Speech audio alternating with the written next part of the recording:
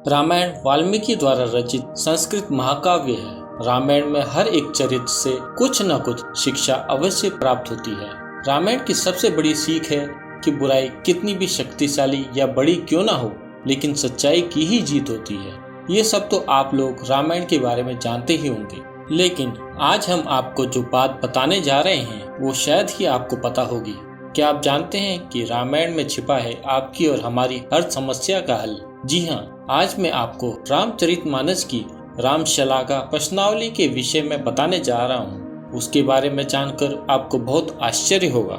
श्री राम प्रश्नशलाका की रचना गोस्वामी तुलसीदास ने की है और ये रामचरितमानस का हिस्सा है। तुलसीदास जी कहते हैं, यदि जीवन में किसी प्रश्न को लेके आपके मन में दुविधा है और आप अपने संदेह को दूर करना चाहते हैं, तो आप प्रभु श्री राम से विनती कीजिए और उस प्रश्न पर प्रभु से संकेत मांगे। श्री रामशलाका प्रश्नावली में 9 चौपाइयों के माध्यम से हमारे प्रत्येक प्रश्न का समाधान किया जाता है। हमारे जीवन में कई बार ऐसे मौके आते हैं कि हम कोई काम करना चाह रहे हैं, लेकिन तय नहीं कर पा रहे हैं कि क्या किया जाए या नहीं किया जाए। इस कंफ्यूजन से उभरने के लिए श्री रामशलाका प्रश्नावली के रूप में एक कीमती कुंजी हमें परंपरा से प्राप्त हुई है। तुलसीदास जी कहते हैं, श्री राम का मन में श्रवण करते हुए उनसे राह सुझाने की प्रार्थना करनी चाहिए। श्री रामशलाका प्रश्नावली प्रभु के संकेत दर्शाती है।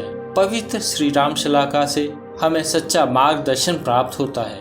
हमारे धार्मिक साहित्य में इस अद्भुत पवित्र श्री रामशलाका की बहुत मान्यता है और इसका उपयोग भी बहुत सरल है।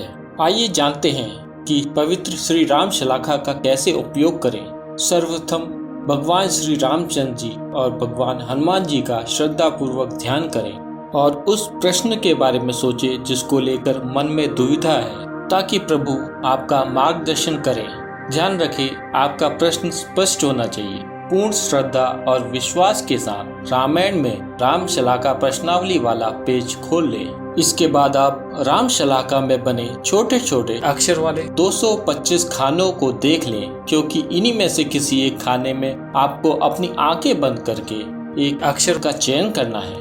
अब आप अपने हाथ में एक पेंसिल और कॉपी या कोई खाली पेज लेकर अपनी आंखें बंद कर लें। अपने हृदय में भगवान श्री राम और हनुमान जी का ध्यान करें। प्रश्न के बारे में सोचें और अपनी उंगली या पेंसिल की नोक उठाकर कहीं भी रामशलाका में बने छोटे छोटे शब्दों वाले 225 खानों में से किसी एक खाने में रख दें। अब पेंसिल को बिना हिलाए अपनी आंखें खोलें और पेंसिल जिस बॉक्स में है उसके शब्द या मात्रा को कॉपी या किसी खाली पेज में लिख लें। इसके बाद आप चुने हुए खाने के आगे आने वाले 90 खाने के शब्द या मात्रा को उस खाली पेज या कॉपी में लिख लें। ऐसे ही आप आगे आने वाले खानों के 90 खाने में जो भी शब्द या मात्रा हो उसे खाली कॉपी में क्रमानुसार लिखते रहें। ऐसा आप तब तक दोहराते जाएं जब तक कि आप सारे खानों में होकर अपने